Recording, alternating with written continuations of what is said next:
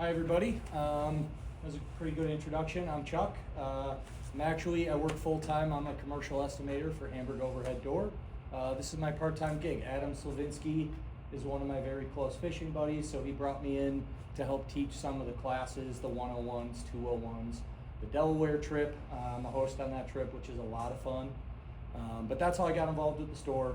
I do work here part-time, mostly during the holidays, occasionally on the weekends when we have classes, but most of the time you'll see me here just shopping like you guys. So also thank you. This is a great opportunity. I just love using laser pointers, so this should be a lot of fun for me. For those of you that are experienced hatch matchers, fly anglers, I hope that there's something in here that you find helpful, maybe a light bulb, something you forgot about. For those of you that aren't experienced, I'm gonna breeze through this. I did do this very early, and maybe early April. It took an hour and 40 minutes. We got really nerdy about bugs in this. I'm not gonna do all of that because I'm limited time today, but we are so fortunate to have people like Kyle Glenn in our community because seriously, there are plenty of places throughout this country where you get biologists and people in your local DEC that don't care nearly as much as Kyle Glenn does. So any bug questions you have, things about our stream, things about what we just looked at with TU, that's far more important than the dorky bug stuff I'm about to talk about. So, with that being said, let's have a little bit of fun with it. My goal is to give you some fishing tips today, ways to help you crack the code. There is no way to do that, but there's ways to have fun while you're trying to do it. So I'm gonna skip the overview. We're gonna go through it all, so no need to spend a lot of time here, but anyone who wants to go, I'm assuming you're putting this on YouTube? Yeah. So that'll be great if you wanna go back and pause these if I don't spend enough time on a slide. I tried to put a lot of this in sentence form so that if you do go back to YouTube, you don't have to listen to me blab. You can pause it and read my bullet points, so keep that in mind as well. So we gotta start by defining a hatch, right?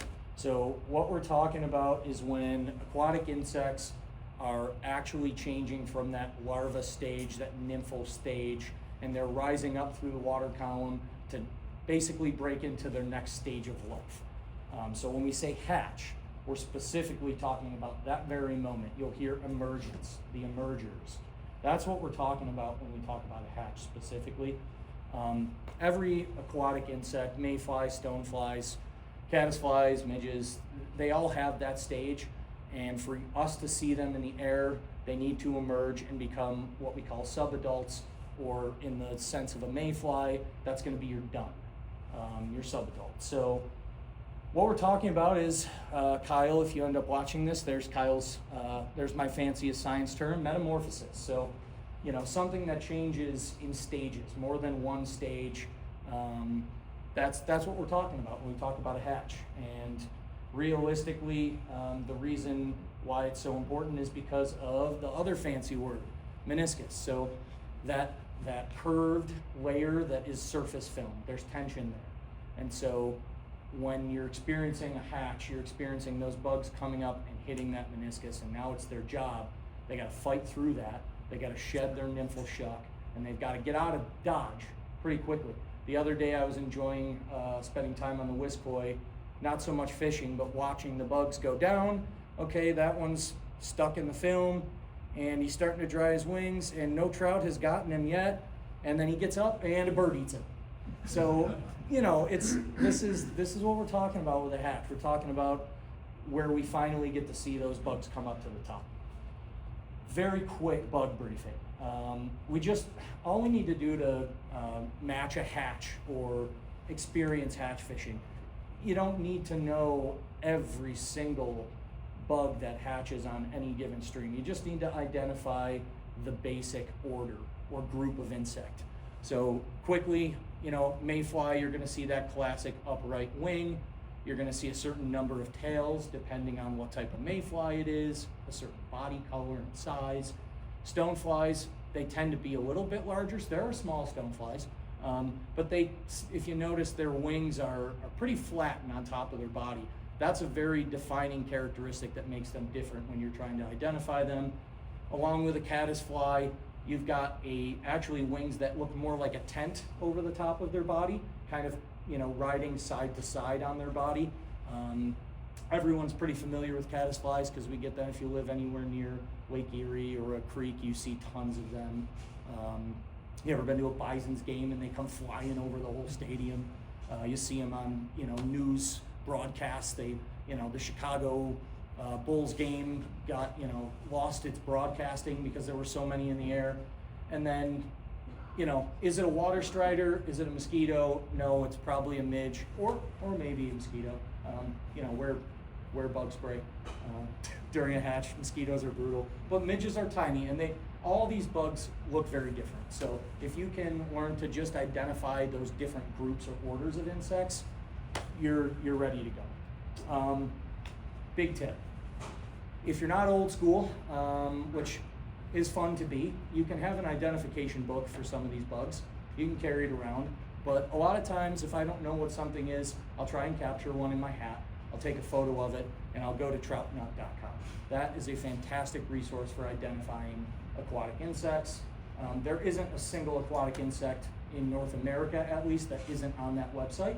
So feel free to use that as a resource. I thought I would throw that in there. That's one of my favorite resources. I'll let you take a picture for a second. Where and when. So I'm gonna just light these all up. So they can be found anywhere. Last year I was getting ready to go down to the West Branch of the Delaware, and I tied all these October caddis, and I'm like, okay, I heard that they're gonna hatch. I've never fished during an October caddis hatch, and they're large caddis. I go down there, I've got all these bugs tied up, and I don't see a single one. Not a single one. When I drive back from that trip, I stop at my sister's house. She lives in Cortland. She has a few little ponds in her backyard. She has like 10 acres of woods. And the first night I stop at my sister's, spend the night, doesn't an October caddis fly into the house while I'm opening the door, and it's flying all over the place, and I'm like, come on, you gotta be kidding. So you can find these bugs anywhere. You could be fishing a pond for bluegill, and the sun's gonna go down. All of a sudden, every fish in the pond comes up. So you don't have to be on a trout stream to experience a hatch.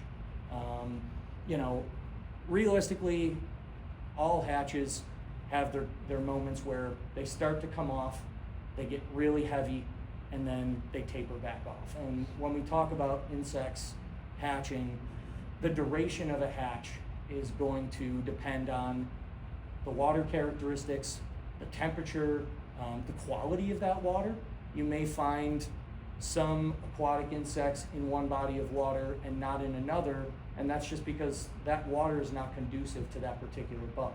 So again, Kyle Glenn is an amazing person to discuss these things with, because he can tell you some of the nitty gritty about what bugs are going to be found in what type of water because of that water quality. But these bugs are hatching because of certain cues. Temperature, their genetics just in general.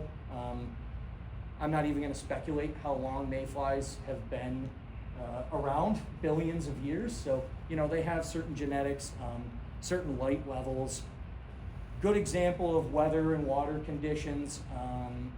You may experience a hatch one year on a particular river during a particular week, and you take a photo of the bug and you go, okay, this is when I got to come back next year to have this happen again. And that just doesn't happen.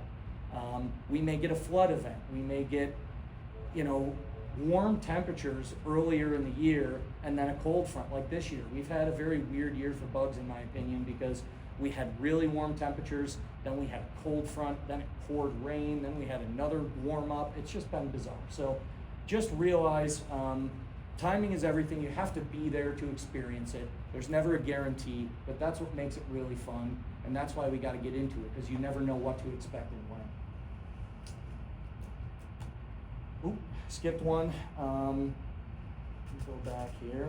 I gotta do it the old-fashioned way because I'm technologically not that advanced.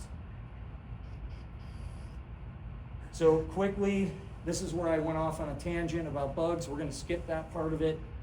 Realistically, this is just an example of any particular bug, whether it's a caddisfly, a mayfly, a midge. It's gonna have a size. In our particular area, it's gonna have a duration of that hatch.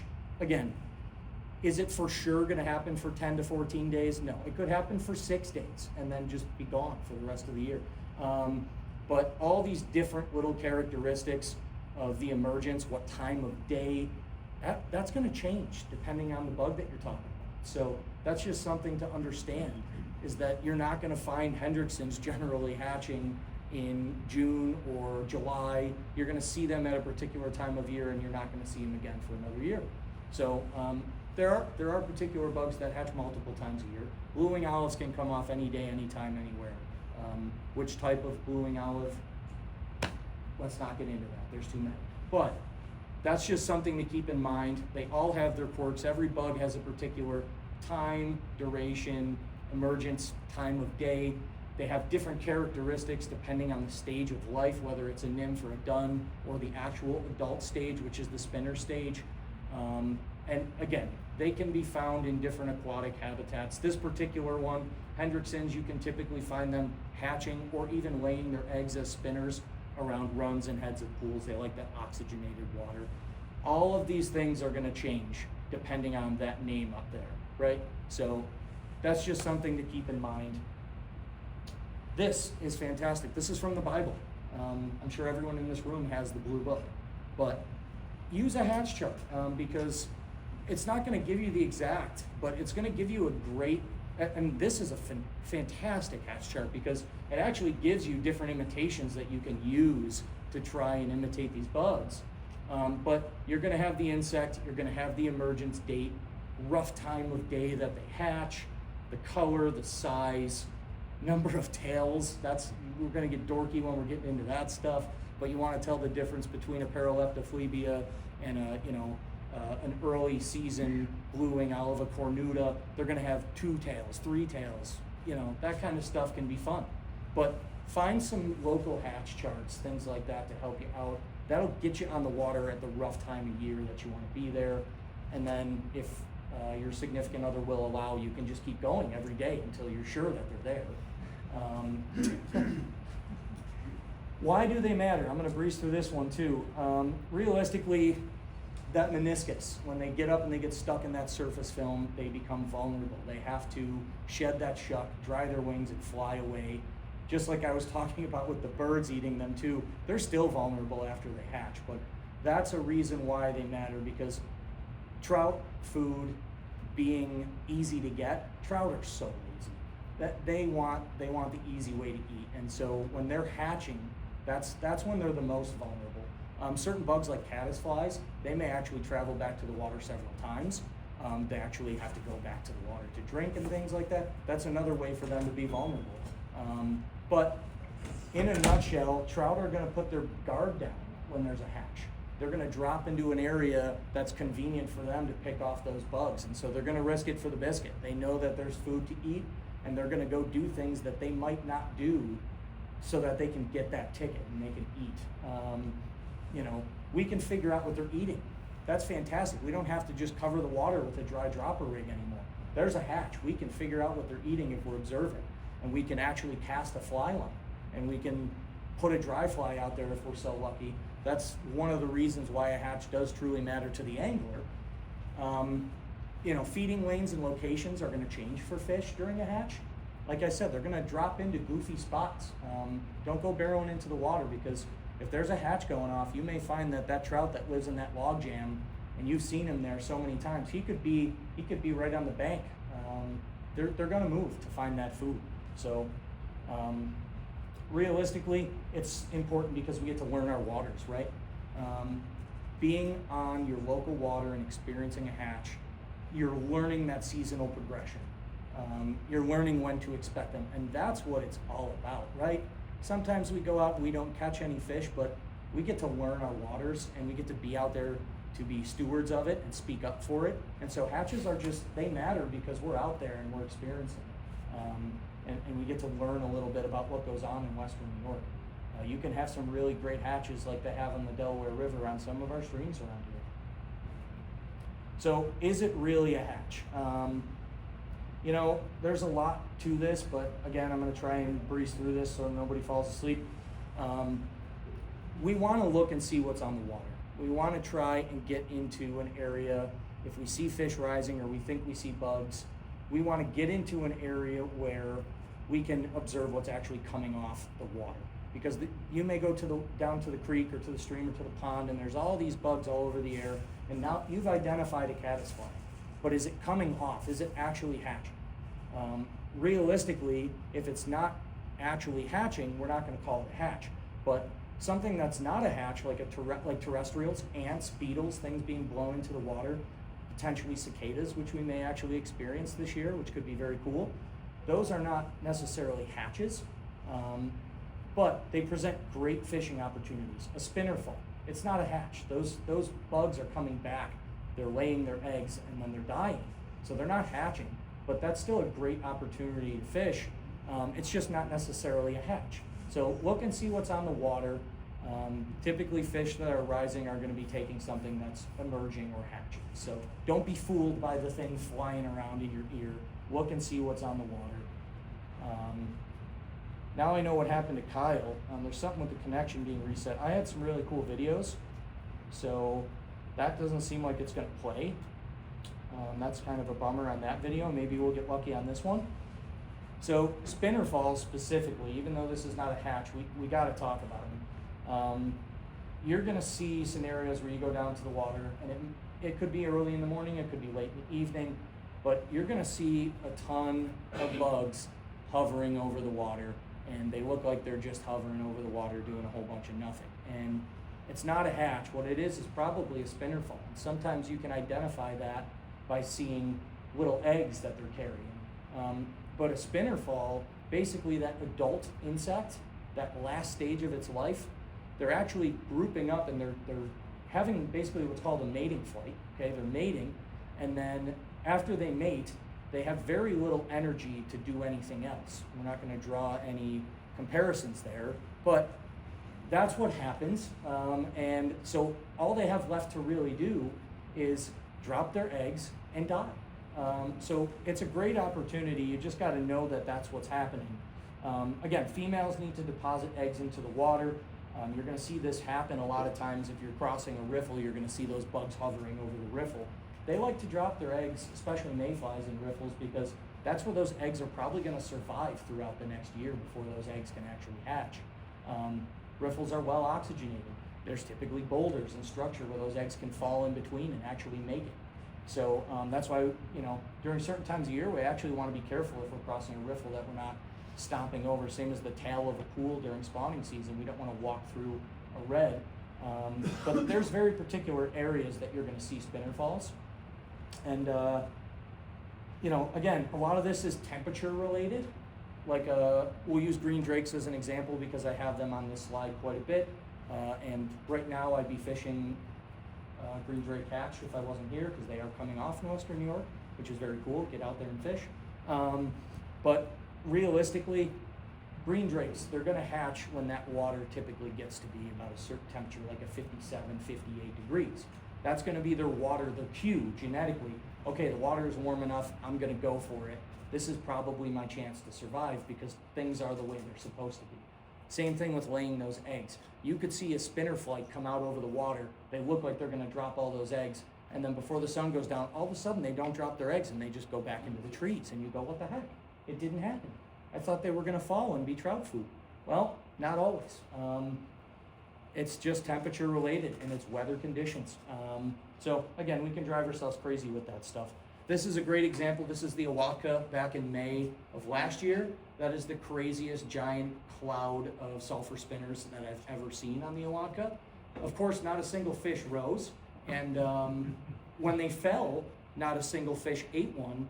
It was pitch black and I was standing in the water with my headlamp looking straight down, and there were just thousands and thousands of spinners hitting my waders, and not a single fish anywhere eating them. So again, this is something we can get dorky about, but your expectations for hatch fishing, keep them low and enjoy them when they're really good, because they are really good. This is very cool. So I'm going to draw a comparison with spinners here. So this first video, these videos were taken on the Wiskoi last year. So in this first video, you've got some green drakes, and this is a mating flight. They don't have eggs. They're not grouped together, but they are swarming around. They're doing this bobbing and weaving, like this dance, okay? They're doing their little mating ritual. This is probably around 3, 4 o'clock in the afternoon. This is a very good indicator of, oh boy, there's gonna be a spinner fall tonight. I might wanna go downstream and stand in the tail of the pool, in a couple hours from now. So again, right over a riffle. So they are mating, and they're getting ready. They're doing that dance. Now a spinner fall is going to look like this. This is the same day. This is right when it got dark. These are the same group of bugs, okay? But now you're going to notice they're low to the water and they're literally falling and dying all over me. So definitely a different thing happening there. If you see them bobbing and dancing all over the place, it's probably a mating flight. This is going to happen in a few hours. So a great way to kind of tell the difference between a spinner mating flight and an actual spinner fall. One is pretty obvious, they're falling. The other one, they're just kind of dancing around doing their thing. So I thought that would be kind of a cool little comparison there. Again, this is probably where I went off the rails and took too long last time, because there's a lot to this. It's very hard to talk hatch fishing in an hour, but you've got situations where you're going to go down to the creek, you're going to go down to the river, and everything is happening all at once. And you go, thanks for nothing, Chuck. I don't know what to do with this. You got a spinner fall, you've got bugs that are hatching, you've got a little bit of everything going on. So what do we fish? What do we do? If there's trout rising, but we have every stage of the insect and all these different insects doing different things, how do we figure out what to do? Well, there's no good answer to that, but what we can do is we can pay attention to the fact that trout are going to do things, trout are trout, so they're going to do the same thing typically. They may actually select a particular bug. You may see sulfurs hatching, you may see green drakes doing their mating dance, you may see granum caddis hatching, and it's all happening at once in the same pool.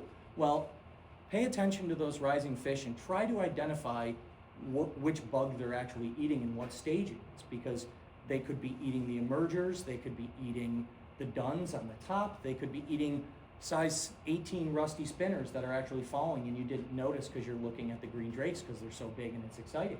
So, pay attention to the fact that trout can be selective. Sometimes they're not. Sometimes they're very predictable, but they may select a larger bug that's hatching over a smaller bug that's hatching at the very same time, or vice versa.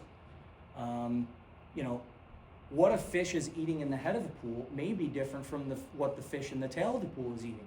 You have a riser at the tail of the pool and a riser at the head. That doesn't mean they're both eating the same thing, and that's tricky, right? But that's a very real possibility. So again, that can make it very challenging and confusing, but that's part of the fun of when we have success. We're cracking the code. That can be really fun. So again, just be observant. Educated guess. Use your observation skills. You don't have to cast right away. Just watch what's going on. Even if you don't catch a fish, use that the next time you go out and just watch what's going on. I like to use this little analogy. It's not the best, but what is food and when? Trout have a search image. So when we go out to dinner and we look at a menu and we have all these, oh my gosh, I want everything on this menu. This sounds amazing. Well, realistically, we can't order and eat every single thing on a menu.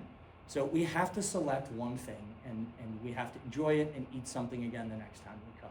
So they get a particular bug in that search image, and a theory as to why trout are selective, again, a theory, is just that when they use that search image and they pick up one particular thing that they recognize as the food that they're going to eat, they're not going to order the other things on the menu. They're just going to eat what they know is food, and they're going to selectively choose that bug. They may let that green drake pass them in the drift so that they can pick up that sulfur because they already ate 6 of them. So that's just a nice little analogy, something to keep in mind when we're fishing a hatch. Also, a very easy slide to breeze through. We don't need to know Latin. That's why you didn't hear me really use any Latin terms. I'm not going to go over the rails. We need to know, the order of the insect. Is it a caddisfly? Is it a midge? We need to know that. We need to know the general size in comparison to the flies that we have in our box. Profile, I would say, is probably the biggest thing. We can't use the profile of a caddisfly to imitate the profile of a mayfly. Well, yeah, we can actually, but typically we want to really focus in on, okay, these are mayflies. I'm going to pick a mayfly, general color, general size. But we can fish all of the stages, and in fact, that's the fun of a hatch. We can fish with nymphs during a hatch. We don't have to Euro nymph or bobber fish with them either. We can do some old school nymphing, and we can use our fly line and use a 9-foot leader, and we can dead drift nymphs in the current, or we can swing them like you would a streamer. Early on in a hatch, if you're like, man, these bugs are really coming off, but I haven't seen a single rise, try fishing a nymph. Seriously, because they're probably keying in on that early stage, those nymphs coming up to the surface. They're probably eating underneath. So we don't just have to fish dry flies during a hatch. We want to pay attention to all of those phases. But again, I'll observe. Are they eating that big tan one or that small, gray one? Take your time, check it out. This is, again, a green drake. Here's my little green drake dun that I use, and I actually cut the hackle off at the bottom so that it sits a little lower in the film. And there's a brown trout that I was lucky enough to fool with that fly. So, again, general size profile. Flies, again, we can fish them all. The woolly bugger versus selectivity. When we go bass fishing, pike fishing, we may want to have all these different flies on us. But realistically, I go smallmouth bass fishing, whether it's up in Canada or on the lower river or something like that. I probably need like a couple different flies. I gotta fish it right, but I probably don't need to carry all these bugs. Well, crazy trout fishermen or hatch matchers, we're gonna carry a lot more flies because we wanna be ready for what's gonna happen. We wanna carry dry flies. Those are gonna be your drag-free presentations. We're imitating that bug while it's stuck in the film.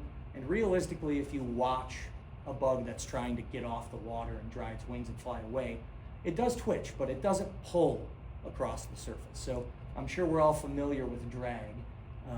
Maybe myself included, a little too familiar with it, but we don't want that with dry flies, right? We want that bug to flow down the current as naturally as possible, like the real bug. Nymphs and wet flies, we can drag those puppies right through the current. In fact, sometimes a swung wet fly can look like an emerging insect.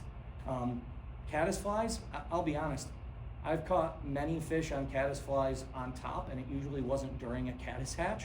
During a caddis hatch, I'm swinging a wet fly.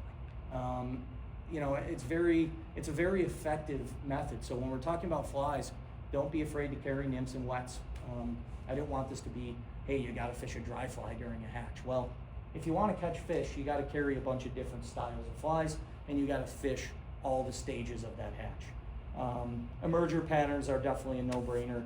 Those are just going to be, basically that stage where that bug hasn't quite made it through the surface film. Maybe it has that nymphal shuck still hanging off of it, and it's trying to dry its wings. It's sitting lower in the film. You're going to hear the term emerger a million times. You're going to want to have some of those too. You definitely want to have spinners in your box. I will say briefly, fishing a spinner fall can be one of the most difficult things on the planet because typically it's either early in the morning or very late at night, sometimes even right when it gets dark. You have to have an absolute dead drift with a spinner pattern because they're dead.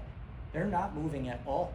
So if you do any kind of presentation that has drag on it at all, not to say that you won't catch a fish, that it's impossible, but you want to get as close to a dead drift with those as possible. And spinners lay flat on the water, so they can be very hard to see as well. So I'm going to show you some flies that may help with stuff like that.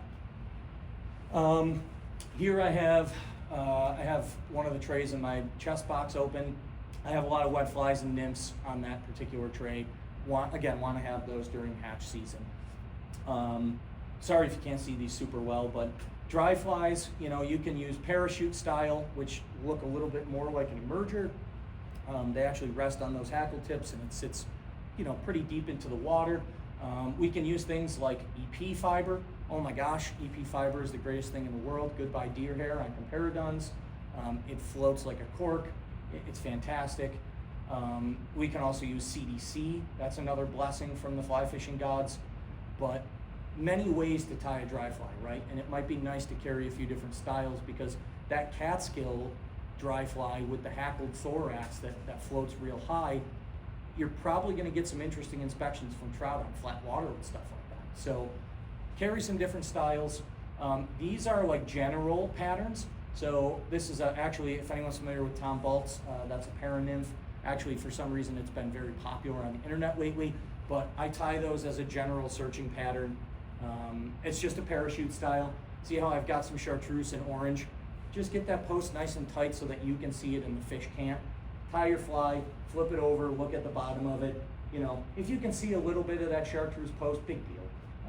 Trout probably aren't going to notice that, but you will. You'll see it, and that can help a lot. You can fish a parachute style during a spinner fall because it's sitting deep into the film. You don't have to fish a spinner pattern like these are. If you notice, actually, this is a sulfur spinner that I tie for on the Delaware in like July, August, and they get really small, and I can't see that well. But I tie them in a parachute style because I can see the post, and they sit deep enough and low enough in the water where they do look like a spinner. So again, I would encourage you to, if you're going to go hatch fishing and you start going out on the water and you start seeing different hatches, carry some different styles of flies. Here's another example. So again, a nice local whiskoi bug. That is the sulfur, that is the Invaria. And you've got about a size 16 to 14 bug, yellowish orange. There's a parachute style that I tie, and I can use that as a dry fly, or most would call a parachute style an emerger. Again, that's going to sit on those hackle tips. This part is going to actually sit in the surface film, and I'm going to be able to see this post. Great imitation, and you're going to be able to see that trout come up and take that fly. This is a wet fly version. So this I will actually swing underneath the surface film if I'm not getting a lot of fish that are committing on top during a sulfur hatch. I had a day where we're gonna have to bleep this out. Adam Slavinsky, I outfished him 8-0, and that's because he was too proud to take his dry fly off, and I was swinging wet flies. And of course, hey, to be fair, there's an old saying: anybody can catch a fish on a wet fly. Every 3 fish on a wet fly is worth 1 on a dry fly. But don't be afraid. If you want to catch a fish, if you don't want to go home all sad, have some wet flies. They're very effective, and they're old school, and people don't use them as much anymore. What fish tell us? I got to blow through this probably. I'm not sure what time it is, but we're probably getting close. We could get real dorky about this stuff, but realistically, observe the fish just as much as you're observing the bugs, because they do particular things that will tell you what stage of that hatch they're keying in on. So, we're talking about, when we talk about rise rhythm and positioning, a couple rise rhythms, they are exactly what they sound like. A steady rise is a fish that is steadily rising. It comes up, you get down to the creek and you see a fish come up and you see it take on the surface. And then 30 seconds later, it takes again in the same spot. And then 30 seconds later, it takes again in the same spot. Good grief, make your first cast count, because that is a steady riser, and that's what we're all looking for. Periodic riser, the occasional, maybe every minute, every 2 minutes. It's probably in the same general area. It's probably holding in one spot, but it's just not committing to the number of bugs that a steady riser would. It's periodically rising, right? The irregular riser is like the one that I've been stalking on the whiskoi for years that I just can't catch because he is in the gnarliest spot. He is tucked under this little brushy area in a pool that if you just put your toe in the water, it sends vibrations right over to him, and he knows you're there. And he'll, in terrestrial season, late August, early October even, you'll see him maybe once during the day. He comes out from that corner that he's in, and he eats an ant or you don't even know what he eats. That is an irregular rise, and I would encourage you to go look for a different fish. Cruisers, I would also encourage you to go look for a different fish. If you have a trout that is coming and taking a bug off the top and then continuing to travel and take a bug over here and take a bug over there, and it's cruising around the pool, it's going to be pretty tricky to lock that fish down. You're going to have to make sure you get your fly above where that fish is cruising and hope that it stays in a natural, again, not dragging position for long enough for that fish to come over and get it. chances are you're going to make that cast. That fish is going to cruise over and look at it, and right when you think he's going to take it, it's going to start to drag, and he's going to refuse it. So again, those things are fun to pay attention to, though, because it tells us a little bit about how we can approach fishing.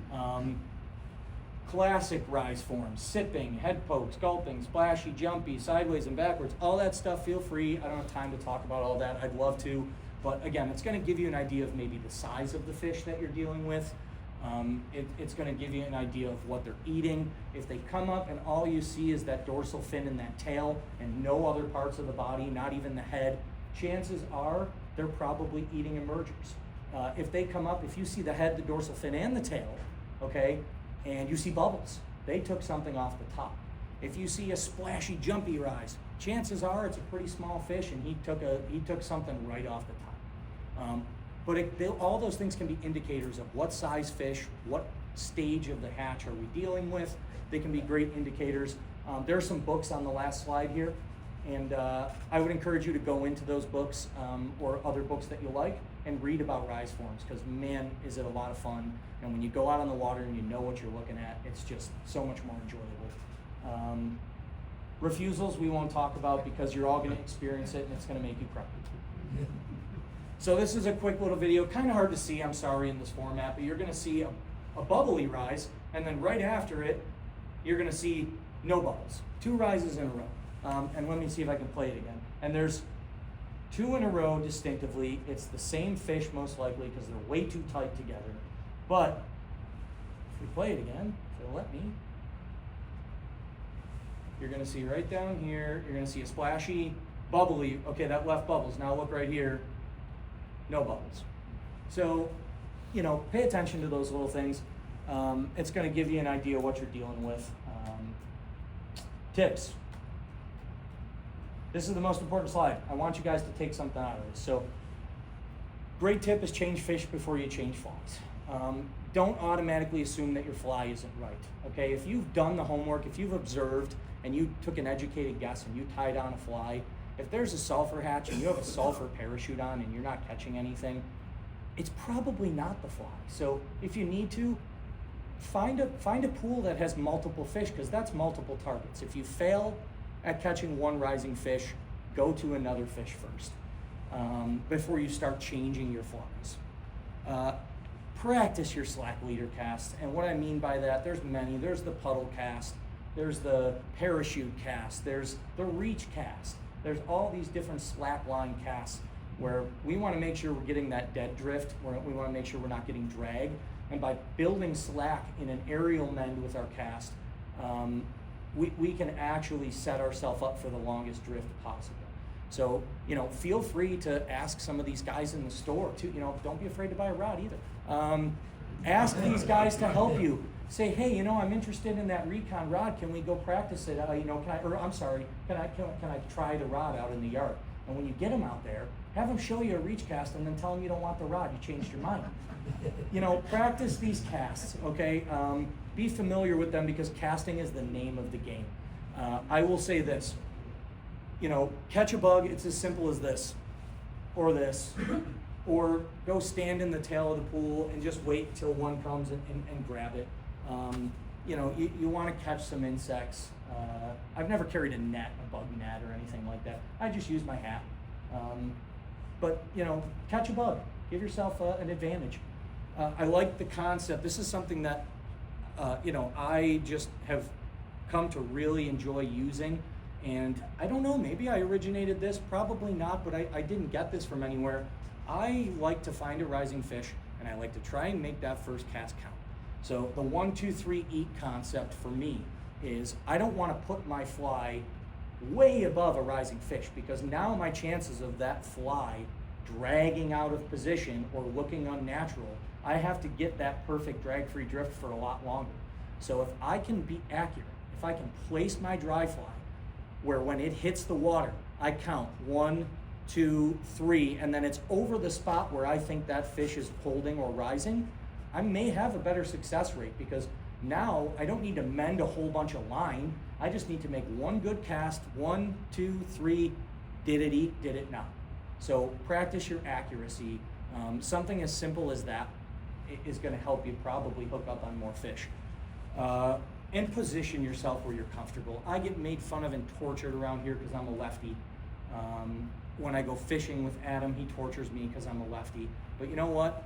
I'm going to put my body in the right position to make that cast, no matter what it takes. If I have to make a downstream presentation, if I need to cast just the tippet over the top of the fish and hope that I don't spook it, I'm going to make sure I'm in the right spot. Lift your line slowly. Biggest tip, honestly, when you make that cast and your fly doesn't catch anything and it starts to drag out, don't just yank it off the water, because your fly line's going to come with it and it's going to make a disturbance. Whether you're in fast water, slow water, let it drag out. Just let the fly drag out of the way, away from where those fish are, and lift your line slowly. Don't rip it off the water. It's something that, honestly, I tell you guys not to do that, and I might do it tomorrow. But try to remind yourself, because it really does help a lot.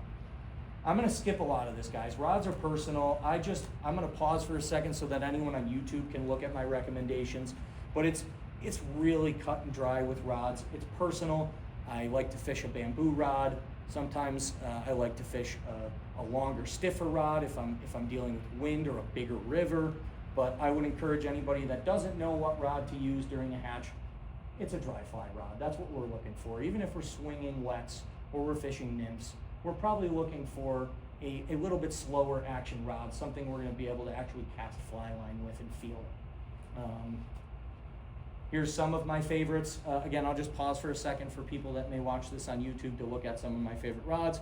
But realistically, a dry fly rod, you're not going to get much past a 6 weight. That's probably on the heavier end. You're probably looking for something a little bit lighter, because casting during a hatch, we want to be gentle and we want to have delicate presentations. So we want smaller fly line, which in turn means a lighter rod. Same with lines and leaders. I'm sure I'm getting close to time, so I'm going to skip a lot of this, but again, I'll pause for anyone that wants to take a picture or anything like that. Keep it simple. Realistically, I will say this: if you build a leader that has a longer tippet section than something that you may fish like a standard 9-foot leader, if you build that out, what you're going to find is that longer, finer tippet is actually going to build a little bit of slack into your cast. When your fly hits the water, that soft, long tippet on the end is going to kind of pile down, and it's going to actually help with your presentation. In turn, a longer leader can be more difficult to turn over for some people. So I always recommend, when we're casting a dry fly with fly line and a long leader, to really pause and feel that rod load before we come forward. Because if we have a long rod, if we have a long leader rather, and we make that cast and we come forward too soon and we don't let that rod really do its job, that leader's not going to turn over as nicely with a long leader. So, but I will fish up to a 14-foot leader during hatches, not on smaller streams. I'll keep it at a 9 or a 10, but again, there's little adjustments you can make, and if you go back and read some of this, it's pretty straightforward. I had on here my preference for a fly line too. Again, keep it simple. Match it with the rod you're using. Basic weight forward fly lines. Some other gear, again, keeping it simple. You gotta have floating if you're going to do some hatch fishing, because you may fish, I'll put floating on nymphs sometimes just to try and keep them a little higher in the water column if I don't want them to sink. If they're unweighted nymphs, which I'm a proponent of the old school, you look in some of these old school books and you're like, oh my gosh, that's a nymph? It doesn't have a bead on it. That's not a nymph. Well, sure it is. It's just made with fur and feathers, and it sinks very, very slowly, and we can fish that during a hatch, and sometimes I'll put floating on those. Keep them in the surface film. You'll want to be able to see into the water, polarized glasses. Thermometer is silly, but realistically, if you're on the water and it's 3 o'clock in the afternoon and you're like, hey, how come these bugs aren't coming off? Take a water temp, because in an hour, it might hit that ideal water temperature for those Hendricksons to come off. You're just not there yet. So that's good to have, and obviously we want to make sure that we're fishing safely with the water temperatures for trout. Just because there's a trico hatch doesn't mean that we get to go fish that trico hatch if the water is 7. So I know this seems goofy and a plug, but I am so serious. Wear long sleeves, something light that's going to protect you from the sun. It's not a plug. You're going to get eaten by mosquitoes. if you are on a trout stream in the evening. So wear long sleeves. I'm telling you, it's a really nice thing, and I like the hood. I can throw the hood up and keep my neck protected from mosquitoes as well. Here we have some of the books, some of my favorites. Some of you may own these books. Again, some of this stuff you guys might have already known. So thank you for listening to what I had to say. I hope something was helpful in here for everybody. Anybody have any questions for me? No? If you think of one, come find me, give me a holler, shoot me an email.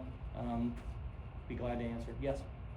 Well, your lines at the end and swinging around and how often you catch a fish there, isn't that an unnatural movement? Sure, and it's not to say that that doesn't work. Like I said, I'll swing wet flies and all they're doing is pulling through the current. It may look like an emerging insect. I will say though, as much as you hear that works, it doesn't work nearly as much as people say it does. I'm always going to prefer a dead drift with a dry fly over that fly dragging across the surface. But hey, there are people, you're not wrong. You will have the coolest moments where you make that cast and you're like, I hate fishing. And then you start reeling it in and you turn around and you go, oh my gosh, and a fish just takes your fly while it's dragging. So it happens, which is funny. Those are the best. Yeah. Where's your favorite fishing spot? Oh, great question. Okay, here's what I will say. Here's what I will say, because we are recording. Wiskoy Creek is very long, okay, and there's a lot of public access. There are hatches on that stream because it's a beautiful stream, and Trout Unlimited does a lot of hard work. Many of you have sweat on that creek, okay? It's very special, and we're lucky to have it.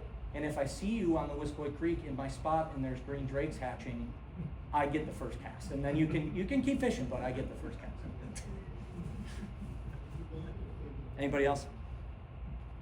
All right, thank you so much, guys. Yeah. Funny enough, the only leaders that I tie myself are my dry fly leaders. Now, I still carry 9-foot 5X Orvis tapered leader. I'll still carry a 12-foot 5X leader, nylon, made by Orvis. But if any of you are familiar with George Harvey and the Harvey leader, very, very famous dry fly leader. It has a particular taper where the butt section is thinner. So an Orvis leader has generally a .022 diameter butt section. That would be closest to where it connects to the fly line. The Harvey leader actually has a .015, so it's a smaller diameter. It's a finer butt section. And the way that he designed that leader was so that the taper, as it goes down, there's a 20-inch section, a 20-inch section, a 20-inch section, a 12, a 12, and then a 14 and an 18. So the whole leader itself is an even taper, even taper, even taper. Then all of a sudden it gets shorter, shorter, longer, longer. And that was his little, I'm sure other people did it, but he was famous for that leader because it just turns over really, really well for dry flies. And you can leave it at that section where it's only maybe 8.5, 9 feet, and from there you can put as much tippet or as little tippet on as you want. So that's about the only leader that I hand tie, and that's because you can buy them from certain places. Like I know Trout Bitten, if you're familiar with that, they do sell those leaders occasionally. Mad River Outfitters, honestly one of the coolest fly shops in North America. I don't know if anyone's familiar with Mad River, but they rock. They sell the Harvey leader, but I like to tie it. I just, it helps me practice my blood knots, and I get to swear a little bit while I'm watching TV, and why not, right? Yep. All right, thanks again.